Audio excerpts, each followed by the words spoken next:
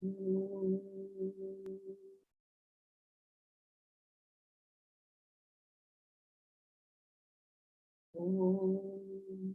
Sahana Bhavatu Sahana Punatu Sahaviryam Karavavahai Tejasvinavadhitamastu ma Vishavahai. Om Shanti Shanti Shanti.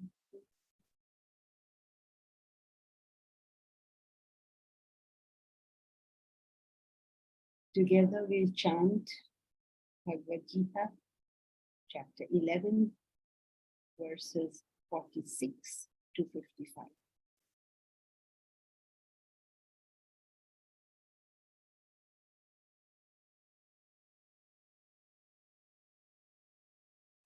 किरीटिनं गदिनं चक्रहस्तम् इच्छामि त्वां द्रष्टुमहं तथैव तेनैव रूपेण चतुर्भुजेन सहस्रबाहो भव विश्वमूर्ते। श्रीभगवानुवाच मया प्रसन्नेन तवार्जुनेदम् रूपं परं दर्शितमात्मयोगात् तेजोमयं विश्वमनन्तमाद्यम् यन्मे त्वदन्येन न दृष्टपूर्वम् न वेदयज्ञाध्ययनैर्न दानैः न च क्रियाभिर्न तपोभिरुग्रैः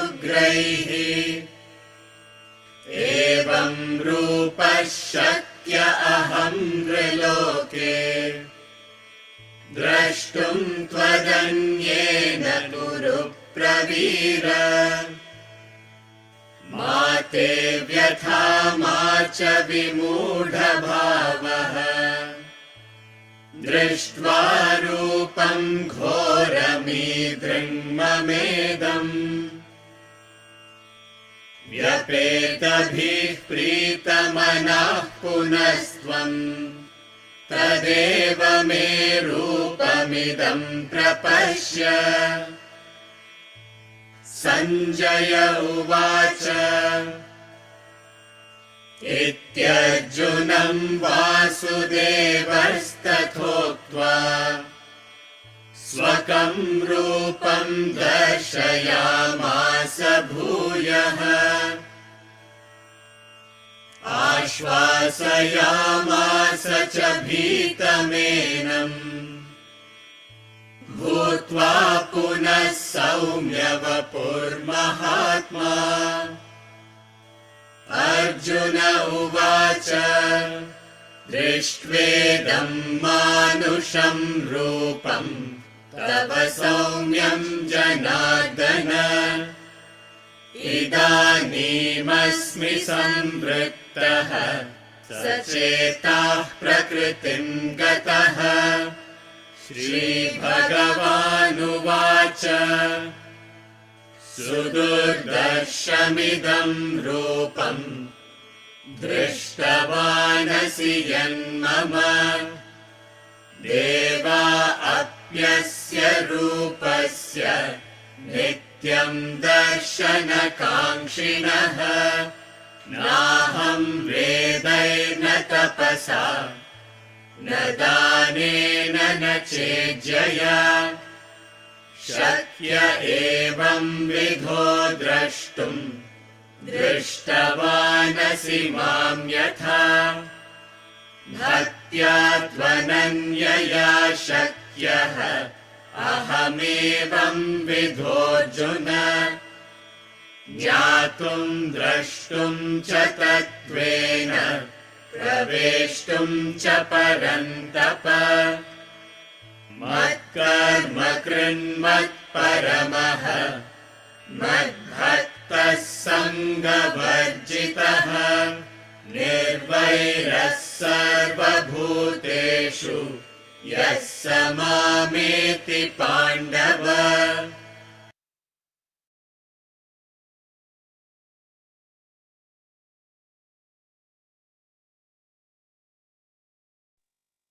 Sankiji, you have to You're unmute. muted.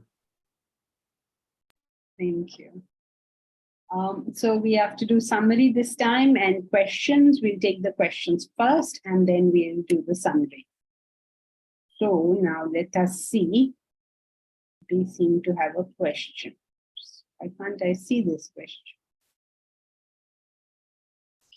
Deep Raj. Every week, last week we discussed about luck.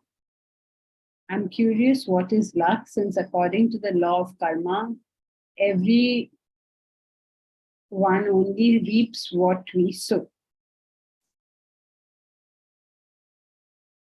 Karma, we only reap what we sow. Yes, you're right, Deep Raj, we only reap what we sow. There's no such thing as luck. But instead of going into a whole discussion on the law of karma, it's just easier to say luck or God or something like that. And if it is not relevant to the point, I don't know what is the point we were discussing. Can you remind me where this question of luck came up? Yes, so the thing was with single pointed attention only we can reach the goal. And Simran brought up the point that even without intending to reach the goal, we can still go towards it. So he said that's an element of luck. That's also present. Okay, so element of luck in that means that there is a part of life that is not comprehensible.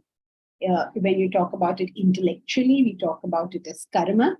Then in the past, you have done certain karmas, the consequence of which is this. But when we talk about it in a more emotional way, we say it is God or we say it is luck. It is basically just saying X, because all of these are mere words. Even if you say karma, it does not really answer the question, because then you will have to go into what karma, how did this result come? You know, if you're going to be scientific about it, then you'll have to do the whole thing. But the fact of life is that we can't do so much correlation. We just can't do it. We can do it largely, but we can't do it completely. So no matter what happens, there will always be an element of the unknown playing out. Even Shakespeare says that. He says, some people are born great, some people become great, and some people have greatness thrust upon them. So, you know, like some people are just born amazing, like maybe Sachin Tendulkar or Beethoven or somebody, they just know what they are doing. Some people work a lot, okay, and then they achieve those kind of levels. And some people, God alone knows how that happened. They didn't seem to be born with it. They didn't seem to have worked for it, and yet somehow they seem to be wherever they are. So there is always the element of the unknown, which is also one of the reasons why we should not be so obsessed about fruit in life. That's why it says, no, your job is to do the action. What will come, when it will come, how it will come, there is too much of an unknown factor in this. If our happiness has to depend on that, then our happiness is ever will o' the wisp. Always you don't know whether it will be there.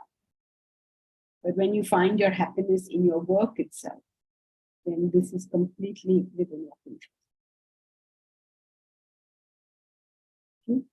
Yes, thank you very much.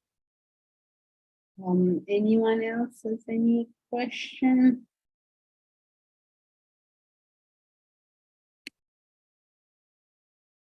Okay, so let us.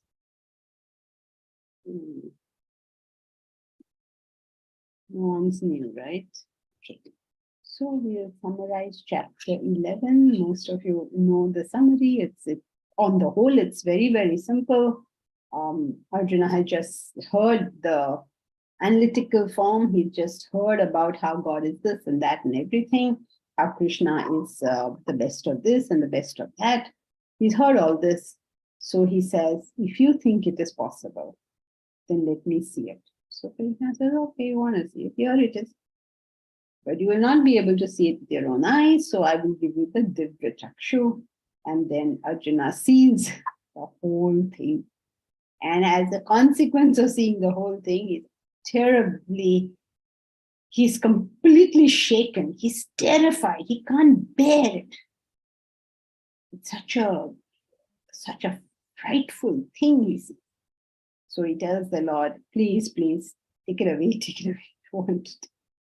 And the Lord says, okay, fine. If you don't want it, then I take it back. And the Ugra Rupa, the fierce form, comes back into the Saumya Rupa, into the thing. And he tells him that you cannot see this. Nobody but you can ever see this form. Neither can this form be got by any kind of spiritual activity. But those who do the 3 yogas, they come to me. This very briefly is the summary. This is the brief summary. Now let us do a little, this is clear, right? The story is very clear. Now let us go a little more into it. So what happens is, Jankiji, yeah. Jankiji, you see, on the battlefield, so many people were there, thousands of people were there, right? And only Krishna, Arjuna saw the form of the God. Yes. So we can say he was hypnotized. It is his mental projection. His particular projection, he saw this. And each one, when they wish to see all sorts of visions, will see these visions they wish to see. And they themselves will be terrified with the visions they see. So when it's a mental projection, you alone see it. In this case, of course, they have also shown Sanjaya seeing it. And a philosophical interpretation of that is most fantastical things are third party reports.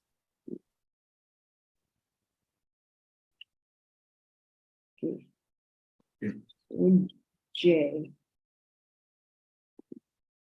In verse 33, Nimitta Matram term is used. It stresses predeterminism, as though everything is already predetermined. Please comment.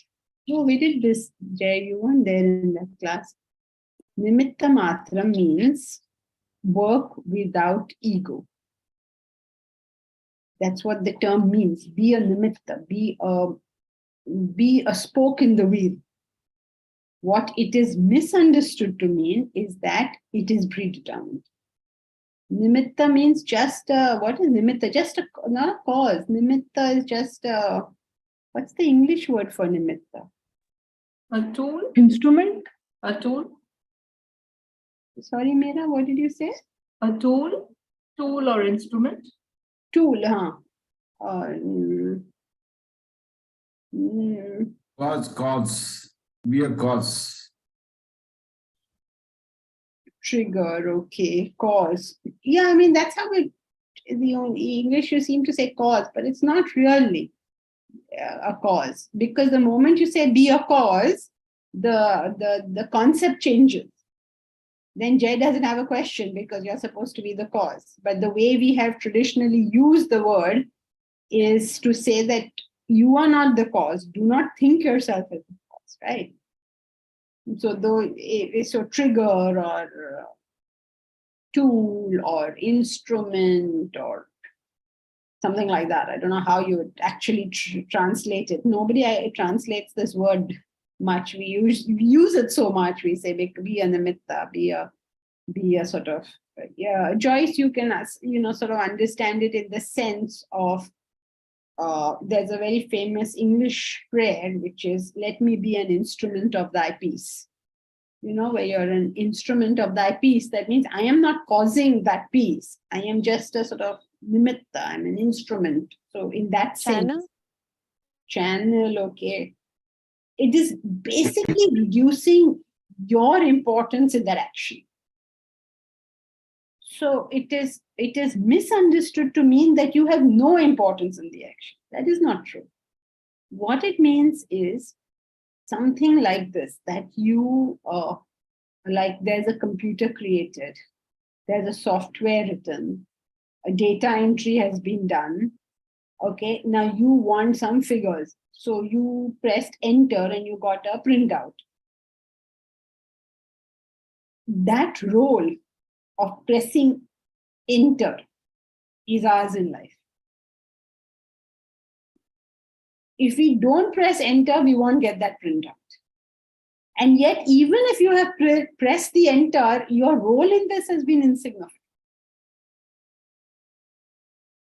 So without your insignificant role, the result will not come. But your role is insignificant. It is used in that sense. So he says that the Kauravas are going to meet their fate because that's the karma they did. You have to play your part, no doubt. But don't believe that you are the cause that they are going to meet destruction. They are meeting destruction because of what they did. Okay. Similarly, when you help somebody, you believe I have helped this person. You haven't helped this person. That person received help because of the karma they did.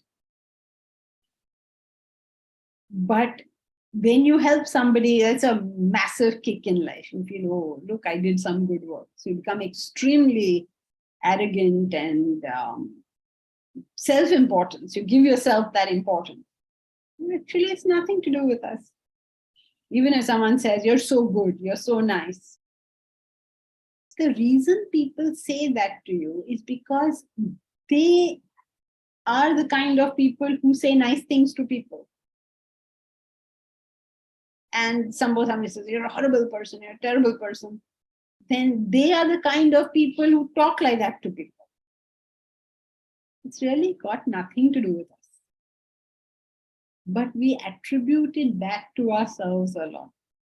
So what his point is that do your action without any self-importance in that.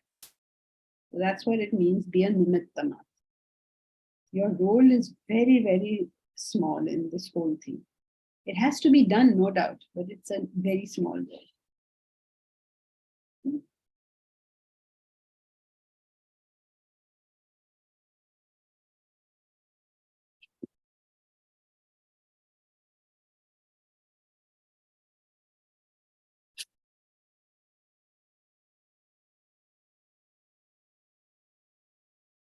Nimitta. Nimitta has different meanings. Yogapedia says Sanskrit for sign. Nimitta is a characteristic mark which acts as a.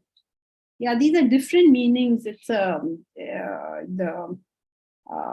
Sanskrit is a very flexible language, so it can be used in very many different ways.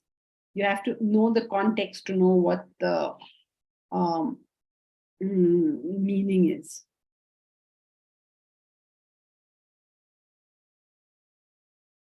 Mukesh, can one say with regards to nimitta, one was in the right, wrong place at that point of circumstances or situation? Yes, you were in the right or wrong place, that is correct. And you did something there. Being in the right place is not sufficient. You have to do something. There are many, many good opportunities which people miss. There are many, many opportunities for doing wrong which people miss. So miss means they choose not to do it. So you are at a particular place. As Shakespeare says, today seems to be the day for Shakespeare. There's a tide in the affairs of man. When you take that, you go on to fame and fortune. But if you resist at that point, if you say, no, I'm too frightened, then you live in the shadows always. You live safe, but you don't become an achiever.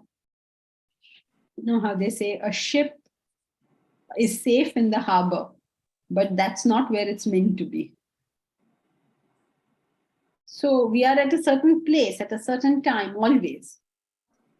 The big question is, What are you doing in that place and time?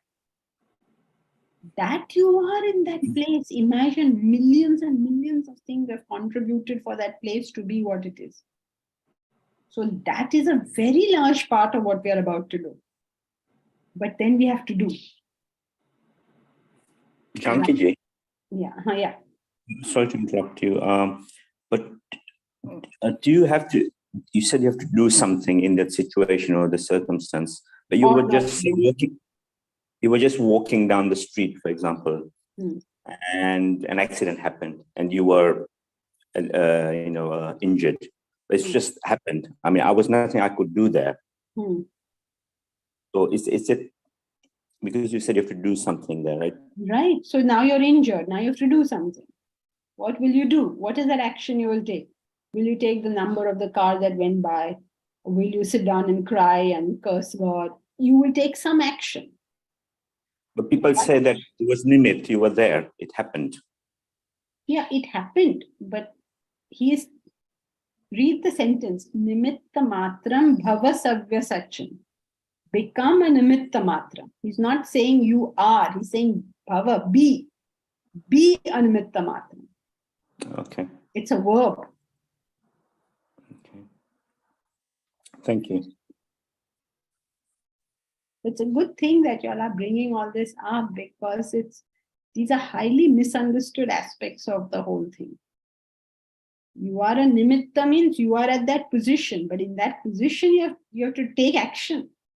Some action you have to take. Action doesn't mean you have to necessarily do something.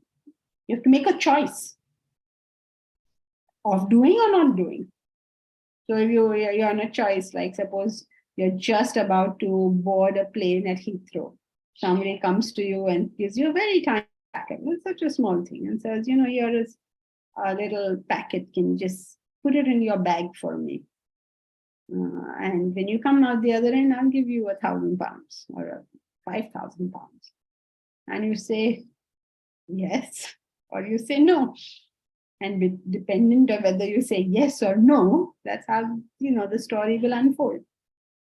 So you are in that place. You are given the choice. None of this has got anything to do with you. Now you're going to take an action. That action will determine what is happening. Okay, Mukesh? Thank you. Janki ji, he says, verily they have already been slain by me. Yeah. You be a mere instrument. That gives the feeling that they're already, in say suppose Arjuna has got a free will and he has got some option to do, means there may be it gives the feeling that everything is decided already. They are out, they are going to be killed in any case. Yes. And Arjuna has got no option but to fight and kill them. No, Arjuna has an option, whether he wishes to fight and kill them or not. That is his option. That they will meet their consequences is a given. Once you have pulled the trigger, the bullet is going to reach somewhere, right? So these guys have pulled the trigger. Now their trajectory is a given. Now, if Arjuna goes and participates in that, he gets his fame and fortune. If he chooses not to participate in that, he will live his life in regret. But their fate is sealed. Okay, so it's his choice. He says, this is the right opportunity for you. Go for it.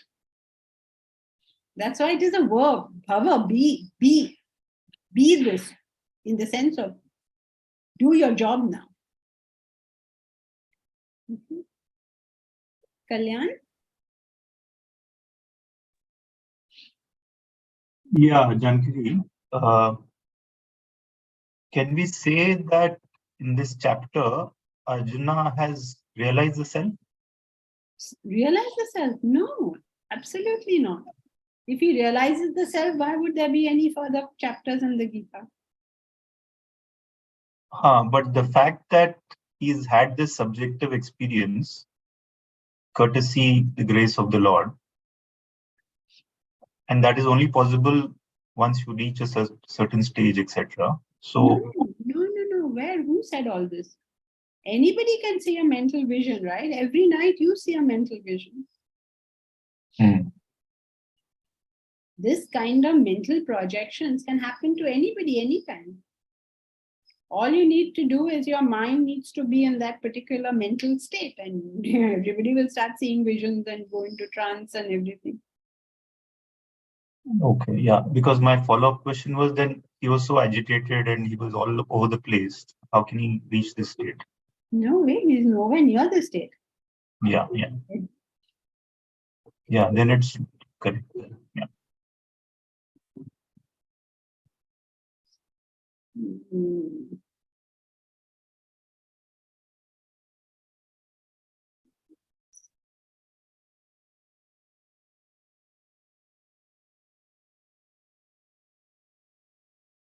Momita, if we are a nimitta matra, we are poised to act according to divine wish, but we have to still put in effort to do that. Is this right? No, how can this be right? If it is divine wish, how can you not act?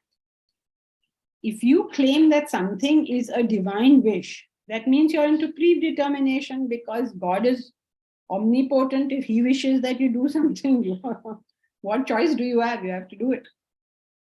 You can't have both. No, I mean divine wish in the sense that the event will happen with or without you. Yeah. That person will face his karma with or without you. Yes. That is correct. Okay. Yes. But if you don't do your karma now, you will face the consequence of that. Right. Okay. So at every step in life, we have a choice. What action to take. Every single moment. At 10:30, you had a choice. Shall I enter class or shall I leave?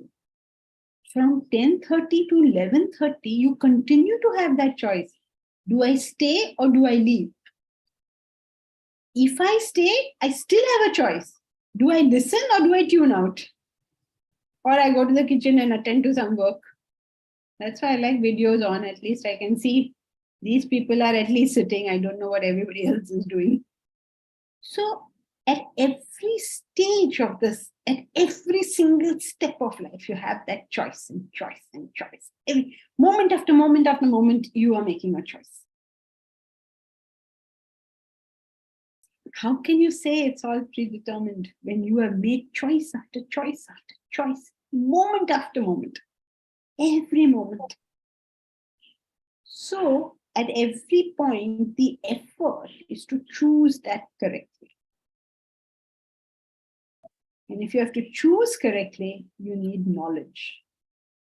That is where Vedanta comes into the picture. But what people do is they study Vedanta and they keep their choices separate and their Vedanta separate. Now, how will this work? So that is why it is called like a light. That means it lights your choices. You see that if I choose this, this happens. If I choose that, that happens. So we have to put in effort, means we have to choose to do something. And how good your choice is will depend on how much you understand life. Okay, Mamita. Yes, Janaki, thank you. Rosie, could it be free will? What do you mean, Rosie? Could it be free will? Everyone the choice has to be free. If it is not free, then you don't have a choice. Yeah, just the word mimatam I was trying to see, because we were saying it was a tool or cause or trigger, but I'm thinking that when you said to hit the enter button, then the link will begin or print. And so the choice and free will was coming up. And I just thought that maybe that would clarify a bit more for the word, or no? Does mimitta? Yes. Does mimitta mean free will, or in the context? No, nimitta in the free will in the context means like an instrument, like a channel, instrument, tool, spoke in the wheel. So he says, be that. So the be indicates the choice really. You just be a medium. Let's use the word. You just be a medium. Like how a postman is a medium. So you just be that postman. The postman is not involved in what your message is. So you just be a medium. You just be a carrier. That's all. You are not involved in anything. So like a train, like it carries people from one place to another. Yeah, it has no view on what you're going there for, or no judgment. It's doing its job. The postman comes to your house, delivers a letter. Now that letter may be a Nobel Prize for you. It may be a jail sentence for you. Postman is not concerned with that. That you're facing your own karma. His job is to deliver the letter. So like that. Messenger. So messenger also fits, no? Yeah, messenger delivers in terms of this example, because in your train example, then maybe messenger one. So let's say medium. It's it's a very loaded word because it's a used word and it's used a lot. So it's only used in the sense of it's not your job to worry about all this stuff. You do just your job. You concentrate on doing what you have to do. It's not your job to say he did good, he did bad. Like Arjuna will not say that, will not do what he has to do. He will say, see Duryodhana, he's such a bad fellow. See that chap, what did he do? See, you concentrate on what you have to do. You don't worry. You're a postman. You have a job to do. Just do it. Now, what is that job I have to do? That is your choice. That you choose for yourself. What is that job you have to do? How will I choose that job? Study Vedanta. That's how it all fits. So, Shilpa. In the same ways, Arjuna's fate not sealed as well. Shilpa, when you say your fate is sealed, that means that you have completed the actions required for that particular fruit. Where are you, Shilpa? Yeah, I'm here, Janki. Okay, so when you say your fate is sealed, it means that you have completed the actions required. Okay, suppose there's a student in school and they had to do some kind of project. All right, what did we do in school? We made some scrapbook or something. Now this student has gone and given the scrapbook to the teacher. He submitted the project. Okay. Now the fate is sealed. Another student is still to submit the project. Still has one more day to do this. This person's fate is not sealed. Yes, but what I mean is, if it's not sealed, then should it not be for both sides? Like here, he I kind gave you of. this example. Okay. One has submitted. Okay. One is yet to submit. Okay. This guy has already done everything that it takes to reach destruction. He's already done that. Okay, understood. And it may be so. Suppose, it would happen that in the middle of the war, Duryodhana would realize that, oh my God, what an idiot I've been, and goes to Krishna and says, forgive me, I've been really stupid. Then maybe his fate may become unsealed. Okay. And the reason his fate is sealed is because there is no way that Duryodhana ever will do this. Okay. He has gone down that road now. Okay. So in our life also, as we see it, there are some things that we have done. There are some things that we are doing. In those things which we have done, that result will come. Suppose you are doing your PhD and you have submitted your thesis, that result will come. Right. But there's a postdoc which you're trying to apply for, which you have not done yet. Those results will depend on what you do now. Okay. Understood. So it's sealed or not sealed based on how much you have done so far. Understood. Thank you, Janki. Meera. So if not Arjuna, someone else will be the nimitta. That is, if Arjuna chooses otherwise. Yes, that's correct. Someone else or something else? Something else will give that, will give forth that result. The loser in this is going to be Arjuna. Because he didn't do what he was supposed to do. Thank you, Jani. Omkar Bhandari. Is Nimitta Matram a strategy by Krishna to convince Arjuna to execute his obligatory duty? No, Omkar, it wasn't a strategy to make him do his obligatory duty. It was a strategy to make him do his duty without ego. Because that's what he's saying. Oh, Bharat is saying agent, like an agent. He's saying you do your duty, but do it as an agent. Do it as a medium. Do it as a channel. Do it as a peripheral cause. Don't do it thinking, taking the whole burden on yourself. What happens in most actions is our actions burden us because we're taking them upon ourselves. Everything in life becomes a burden because we make it so. So as you develop in sattva, you carry your responsibilities lightly. It's not like a weight on you. That's why you find people have such a strong need for vacation and holidays because they are holding that burden. So naturally, at some point, they want to put it aside. Obvious, no? So don't hold the burden only. If you don't hold the burden in the first place, you don't have to take a vacation. So, Omkar, are you there? Omkar Bhandari, not Omkar Patel. Yes. Okay.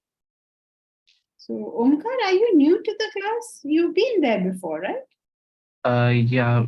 Before COVID, I was attending a class, but then I wasn't. Okay. So I have done classes previously. Okay. So, is it a strategy to convince Arjuna to execute his obligatory duty partially in the sense that do your obligatory duty without the burden of? Like, you had, suppose you say, I have to look after my parents, I have to look after my parents, I have to look after my parents, relax. Just chill a bit, or I have to do my studies, Just relax. First you relax, then you go and do all this stuff. So take away that sense of burden. It's nothing but the ego. Okay? Thank you. Anuja, you are there by chance, then why are you charged under law of karma? How sweet, Anuja. You're not charged. At any point you are somewhere, right? And at wherever you are, you will have to take a decision on what to do. So if you take the right decision, you will do well. If you take the wrong decision, you will do badly.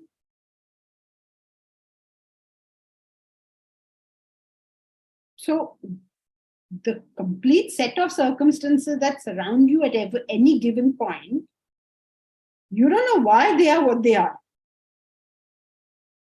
You don't know in the sense, you can say it's karma, of course, but why is it this particular thing? You don't know. That was Deepraj's question. So why are you placed somewhere? Why is Deepraj placed in Lumding? Why is Rosie placed in Greece? Why is Milind in Kalyan? Why is Jyoti in Bangalore? Jyoti, Bangalore, no? Why are you people there? Can you explain why you're there? You can't. The project say because my parents are there. But why are you with parents who happen to be in Lumding? Why are you there? Why are you with those parents? Why is Mukesh in London? And then, oh no, I migrated. Why are you 15 years old or whatever he says? But why? So if you say karma, you don't answer the question. You basically say that all the things that I did to get all the things that I've done together has brought me to a certain place. Now I'm in this place, wherever it is. Madhya Pradesh, Cyprus, wherever on the world I am at the moment, I am somewhere. Now, wherever I am, I have a choice. And am I going to execute that choice wisely or not wisely? So we are charged is not like you're really charged and someone is holding you up like that. But every decision we take in life gives consequences. And those consequences are nothing but further choices. So if you take really, really bad decisions, your further choices get worse and worse. But if you take really good decisions, then the choices you get further on are better and better. So is it for the choice? So are you okay, Anuja? So if you take really, really bad decisions, your further choices get worse and worse. Okay. Right. But if you take really good decisions, then the choices you get further on are better and better. Okay. Thank you. Are you listening to this whole thing again? Are you okay, Anuja? Thank you. Yes. So if you take really, really bad decisions, your further choices get worse and worse. Okay. Right. If you take really good decisions, the choices you get further on. I think somebody needs to switch their Anuja, maybe it's repeating because can you switch your can you mute yourself?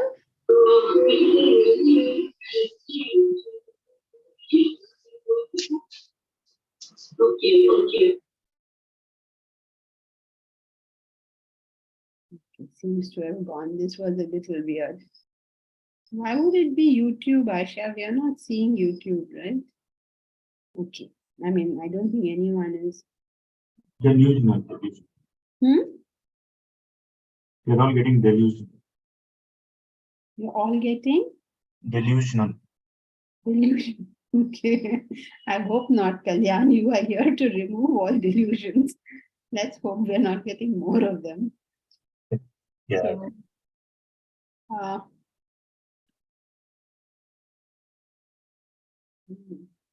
link for YouTube also. Okay, all these complicated IT things you people handle. As of now, we've sorted this double thing. Shilpa. Why is the decision to fight the right choice? Like Arjuna says in chapter 1, is it not better to take the peaceful choice rather than seek fame and fortune? Yes, it is the right, it is better to take the peaceful choice rather than seek fame and fortune. Yes, that is correct. The war is not for the sake of fame and fortune. The war is for the sake of righteousness. There is unrighteousness, there's anarchy happening in the, it actually wasn't anarchy, but there was unrighteousness happening in the kingdom. And as a member of the royal family, it was his obligation to make sure the righteousness ruled. So the fight was for righteousness, not for fame and fortune. He is only giving him a fact of life in chapter 1, that if you fight for righteousness, you'll get fame and fortune. Okay, understood. Thank you, Janki. Janki on this, if somebody has a very strong desire for fame and name, then won't it be the right thing to do instead of going for a peaceful thing? If this desire is very strong? You can't say that because then you will justify every action. As long as I have a very strong desire, it's okay for me to do it. So I have a very strong desire to be a, billionaire. And therefore, it's okay for me to come and steal all your money. A very strong desire is not a justification for doing a particular action. In fact, it's the worst justification for doing a particular action.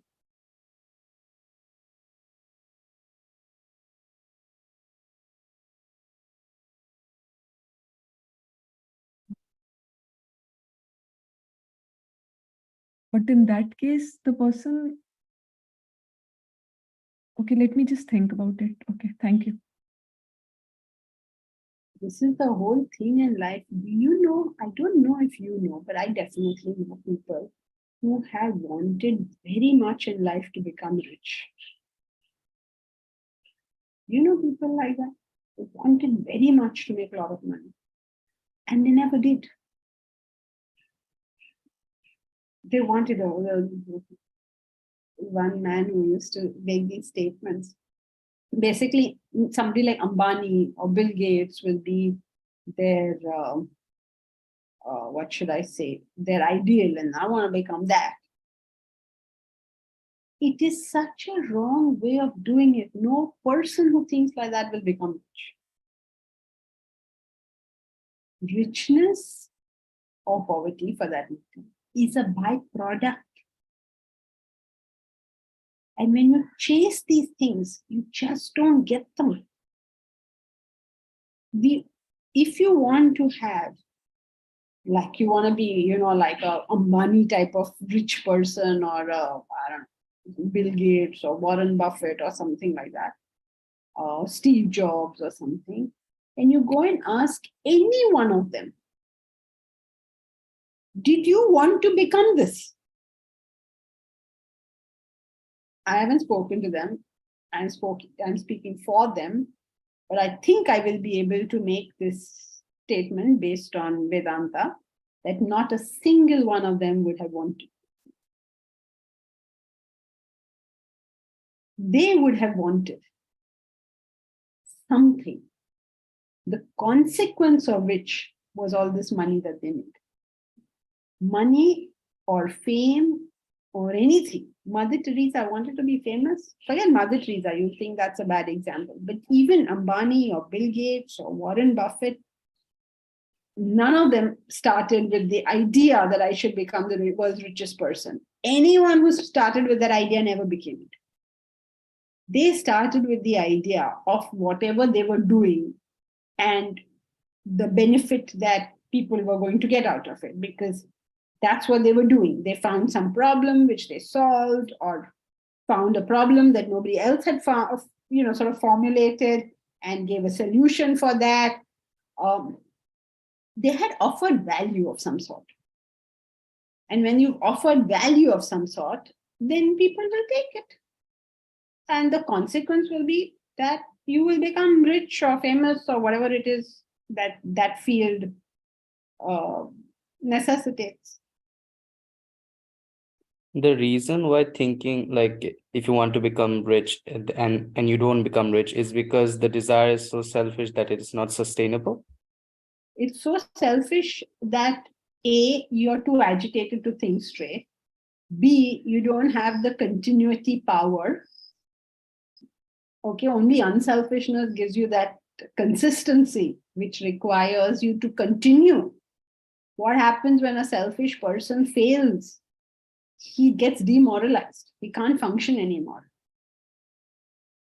Okay, so unselfishness gives you consistency, gives you the power to continue doing something. Like, see, people who are doing something unselfishly, they will go on for years doing that thing. Yeah, they meet failure after failure, makes no difference. They go on like a good string, they'll go on.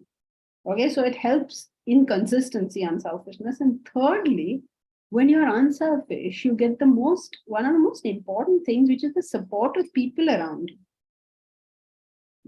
If you're trying to do something great in this world, or you want to become Bill Gates, you need the support of everyone, right? Even criminals who do very well get support because they are unselfish in their thing. Means they are able to maintain some kind of cooperative endeavor. They use these rules in some very sort of, I don't know what way, they're still employing the same rules. Somebody who's like a big crime warlord or something, why is he the warlord and not the others? Because this among that lot will be the most guy with the most cooperative endeavor, or the most. When you look after people, you buy their loyalty. And when you buy their loyalty, you buy something that just can't be bought otherwise. So you get these three things. You're able to concentrate on your action because you're not so agitated. Then you can maintain consistency. You don't get demoralized, demotivated so quickly. Otherwise, take a salesman. He wants to sell his product. He goes from house to house trying to sell a product. 5 houses he goes, he's not able to sell. And he's very demotivated. But suppose the same salesman goes with the idea that, this will really help something on that, somehow help that person's life. Then he will want to tell that person. He'll say, no, listen to me. I mean, whatever words he uses, but it will come through that this will be of benefit to you. Why will I buy your product because you have a target to reach? I'll buy your product because somehow it suits me, right? So you need that. And so when you have that, you want to do that thing, not just meet your target, but do that thing. It gives you consistency. And third one is you get support. People cooperate with you when you cooperate with others. People cooperate with you. Not everybody, but large numbers.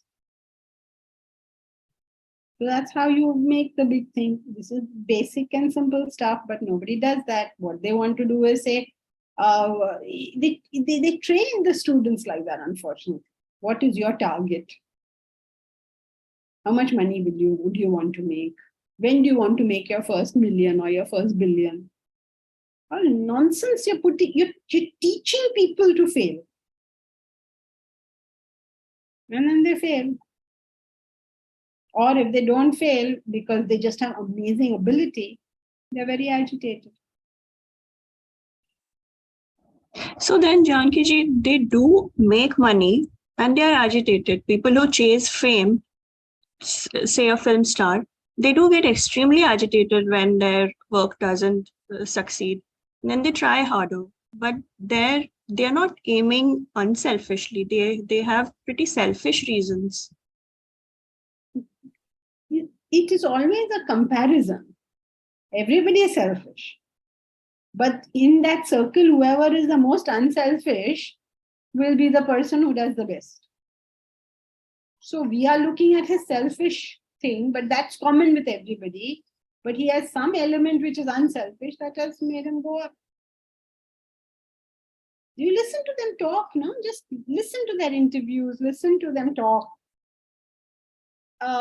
First I used to do that, is listen very carefully. And then I found that the whole idea is exactly the same. Everybody's going to say exactly the same thing.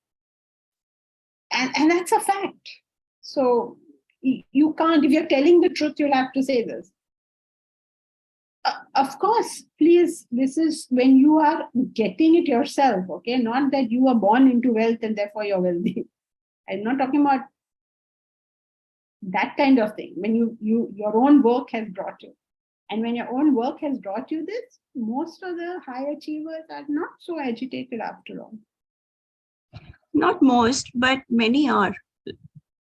Yeah, many are, because they must have one of two things. If they don't have unselfishness, they have to have one of two things.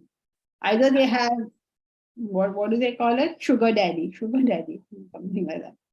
Or you have to have innate, very high ability compared to the others. Or they have a lot at stake. They have to prove themselves. And they even believe their own lies. Like, they're pretty anxious. Everybody has a lot at stake for everything. It doesn't mean they'll actually do something. No, but when I really desire something strongly, I do put in more effort for that. You do, that's correct. And I'm willing to take the suffering that comes with it because the desire is so strong. So but it is still a selfish desire. Yes, and that will hold you back. What you're saying is true. The selfish people will work very hard, but if they meet too much failure, they won't be able to continue. But I'm not opposing what you're saying. What you're saying is correct. That if you have a very high desire, you will work very hard. That's correct. Yeah, and you'll be willing to take many unethical choices which other people may not be willing to make. And so you will continue to succeed in this world at least. No, why? If you take, firstly, we have to get everything correct. When we call people unethical, are they really being unethical? We use this term unethical fairly liberally, and most often with every achiever. But it's not necessary that he was being unethical. People can call people anything, right? It's not necessary that he was unethical in that context, always in that context. So we are quite liberal in calling people unethical. It's very difficult to tell whether a person is ethical or unethical until you know the entire context. Like, for instance, I'll give you a simple example. In this country, at least some years ago, I don't know what is the current situation, you cannot run a business until you bribe the government officials. So the guy bribes the government officials and runs his business. Okay. Now, is this unethical? Yes. Yeah, so that's what I'm saying. We very liberally say that things are unethical. You can't push a person into a corner and then call him unethical.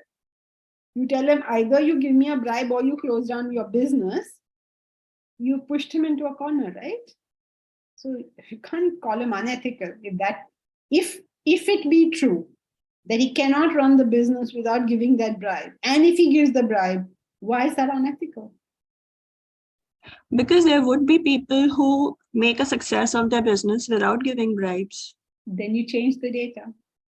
I just told you, the data I'm giving you is you cannot run that business without giving that bribe. You're changing the data.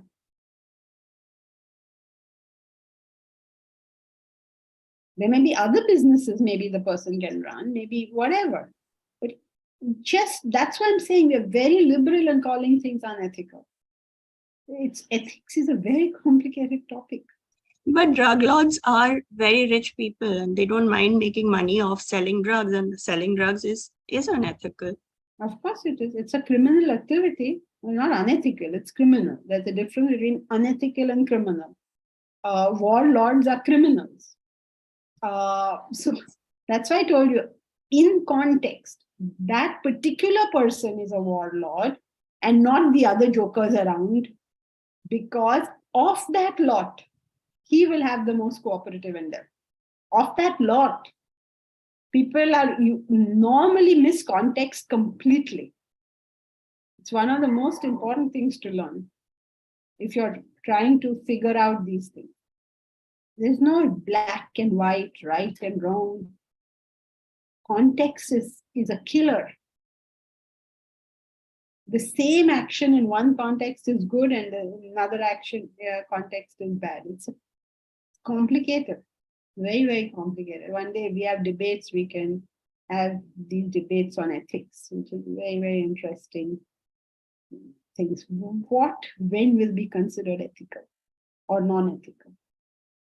But isn't disobeying the law of the land unethical? Offering bribes is unethical. Also, like, it's criminal also. It's criminal. Whether it's unethical or not, we will have to see. Criminal follows laws. Ethics follows principles. Even when crime follows laws, it's the law of the land, you can't murder somebody. Okay, firstly, they're two different things and they follow two different principles. Crime is just following the law. Even in following the law, there's the concept of mens rea. You know mens rea? The intention. Yes, yes. So based on that, the judge will decide, or the jury. We don't have a jury, but the judge will decide what is the severity of the crime. So they're going to see mens rea, they're going to see context, they're going to see so many things in crime itself. So ethics, though, we have to see many more things. Okay. Sorry, I took up a lot of time. Thank you. All right. So anyway, so that's it for today. We did the short summary and long summary, I suppose we covered in sort of questions. Important thing for us to realize is that it's a very inspiring chapter, so please read it that way. It's not meant for too much analysis. It is only for our own understanding. We should understand that we get these good feelings. If you're part of some divine thing, you will get some divine, I don't know, context. You're with a great person or with this knowledge or all, you get all these good feelings or these visions. These visions are not important. What is important is the base, which is we continue with the karma, bhakti and jnana, and work consistently towards our goal. Because too much of these feelings and too much will give us the negative repercussions. So that's the important part we have to understand. But in the course of this chapter, we just be inspired with this great vision that Arjuna saw.